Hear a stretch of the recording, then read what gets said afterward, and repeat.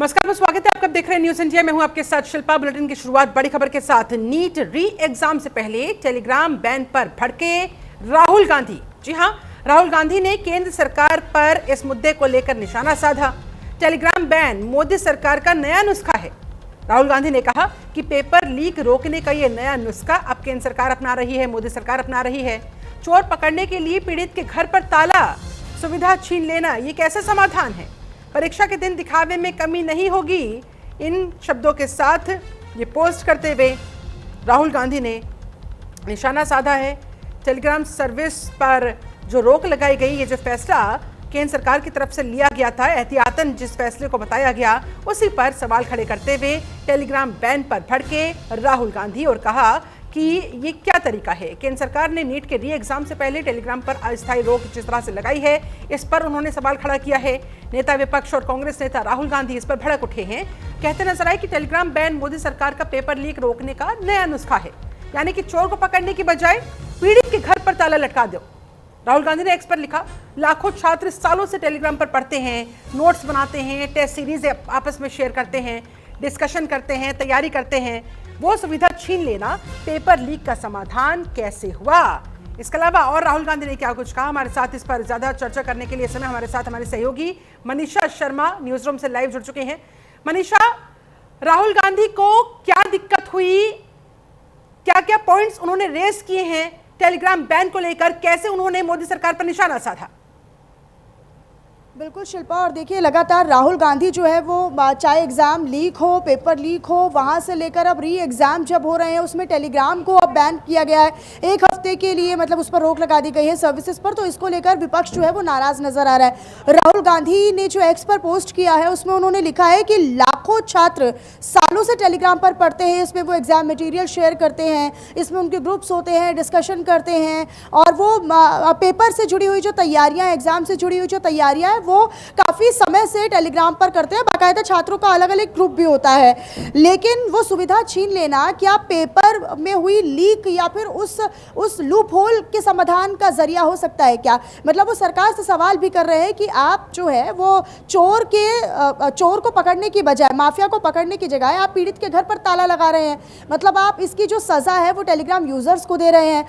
अब शिल्पा, ये भी काफ़ी महत्वपूर्ण है क्योंकि ना केवल राहुल गांधी बल्कि टेलीग्राम कंपनी जो है वो हाईकोर्ट पहुंच गई है।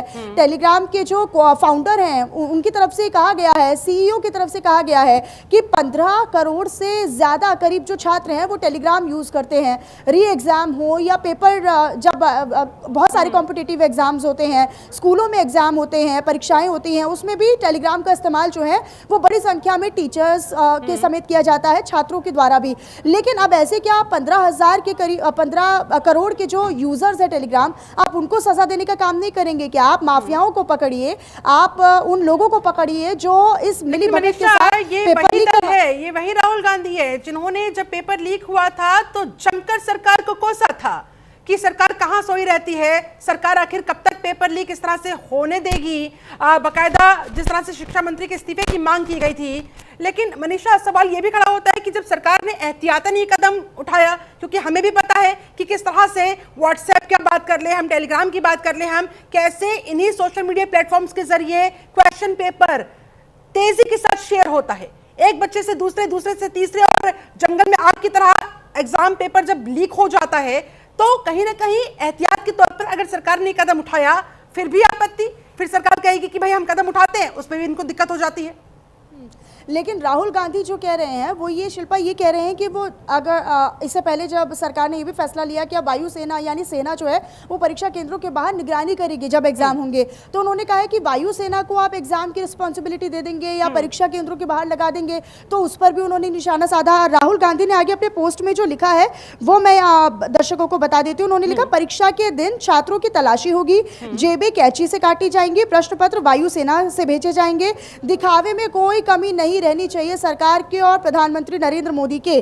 पर बीमारी के जड़ पर एक भी वार नहीं होगा, माफियाओं पर कोई वार नहीं होगा, क्योंकि पेपर लीक माफिया इसी सरकार की देखरेख में फल फूल रहे हैं और युवाओं को खून के आंसू रुला रहे हैं। तो राहुल गांधी जो है वो लगातार टिप्पणी कर रहे हैं। अब उन्होंने एक और आरोप लगाया, उन्होंने प्रश्न पूछा है अपने पोस्ट में कि अब अगला नंबर टेलीग्राम के बाद क्या व्हाट्सएप का है, क्योंकि व्हाट्सएप पर भी अलग अलग ग्रुप है, वहां पर टीचर्स भी जुड़े होते हैं, जो एग्जाम देने वाले परीक्षार्थी हैं, छात्र हैं, वो भी जुड़े होते हैं, तो आप उन पर भी आप आगे बैन लगा देंगे। तो अब माफियाओं पर जो लूप होल है, जो कमी है, जो गड़बड़ी है, आप माफियाओं पर वार कीजिए, लेकिन आप छात्रों को इस तरीके से सोशल मीडिया प्लेटफॉर्म्स पर बैन लगाकर, व्हाट्सएप, टेलीग्राम, इन सब पर बैन लगाकर आप उन यूजर्स को और उन छात्रों को ही सजा देने का काम कर रहे हैं। ठीक है, कुल मिलाकर राहुल गांधी कहते नजर आ रहे हैं कि भाई बीमारी की जड़ पर काम करिए, इस तरह से छात्रों को परेशान करने का कोई तुक नहीं बनता है।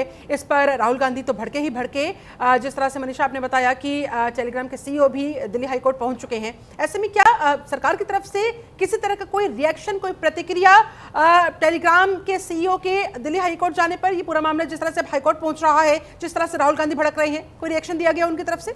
अभी सरकार की तरफ से तो इस पर कोई प्रतिक्रिया या कोई रिएक्शंस जानकारी में नहीं है, लेकिन निश्चित तौर पर इसको लेकर राहुल गांधी सवाल खड़े कर रहे हैं। अब टेलीग्राम के को फाउंडर की बात करें, सीईओ की बात करें, तो लगातार वो अपना पक्ष रखते हुए नजर आ रहे हैं कि भाई आप 15 करोड़ से ज्यादा यूजर्स को सजा दे रहे हैं, इससे कुछ नहीं होने वाला है। स्कैम्स जो है वो हर तरह से होते हैं और उनके अलग भी प्लेटफॉर्म्स हैं। हमने ऐसे बहुत सारे चैनल्स को रिव्यू भी किया है और ऐसे रिमूव भी किए गए हैं, जो सोशल मीडिया पर जो ऐसे चैनल्स हैं, जो ऐसे माध्यम से जहां से पेपर लीक की संभावना ज्यादा बनी रहती है। तो निश्चित तौर पर इसको हाईकोर्ट में लेकर कंपनी पहुंच चुका है। अब टेलीग्राम की तरफ से जो वहां पर ऑफिशियल्स पेश होंगे, उनको ये भी सुनिश्चित फिर करना होगा कि अगर ये जो सर्विस पर बैन लगाया गया है, सरकार की तरफ से जो फैसला लिया गया है, अगर इसको हटाया जाता है तो फिर टेलीग्राम अपने लेवल पर कैसे ही सुनिश्चित कर पाएगा कि एग्जाम लीक होने के दौरान उसका यूज ना हो सके, उस प्लेटफॉर्म का यूज ना हो सके। और यही एक बड़ी चुनौती भी रहने वाली है, क्योंकि राहुल गांधी भले सवाल कर रहे हो, टेलीग्राम भले खुद को बचा रहा हो, खुद के पक्ष में जो है वो दलीलें पेश कर रहा हो, लेकिन निश्चित तौर पर वो चुनौतियों से भाग नहीं सकता है। टेलीग्राम को भी एक बड़ी चुनौती का एहसास है कि अगर आरोप लग रहे हैं टेलीग्राम एक जरिया बन रहा है जहां पर स्कैम चल रहा है, जहां पर एक बड़ा लूप होल है, जहां पर एक गड़बड़ी है, जहां पर माफिया उसका गलत इस्तेमाल कर रहे हैं, तो आप उन चैनल्स को कैसे रिव्यू करेंगे या कैसे रिमूव करेंगे, उन पर आप कैसे बैन लगाएंगे या उस सर्विस को रोक देंगे, तो फिर आप आगे उन चीज़ों को कैसे बैन करेंगे जिससे कि जो माफिया है वो फायदा ना उठा सके या जो स्कैमर्स है वो स्कैम ना कर सके। तो निश्चित तौर पर जैसे कि आप जिक्र कर रहे हैं, वो एक बड़ी चुनौती टेलीग्राम के लिए होने वाली है कि वो मामला कैसे आगे बढ़ेगा, क्या कुछ इसमें होता है, नजर बने रहेगी। फिलहाल बहुत शुक्रिया आपका मनीषा शर्मा, हमारे साथ जुड़ने के लिए, इस पूरी बातचीत के लिए, जानकारी के लिए धन्यवाद आपका।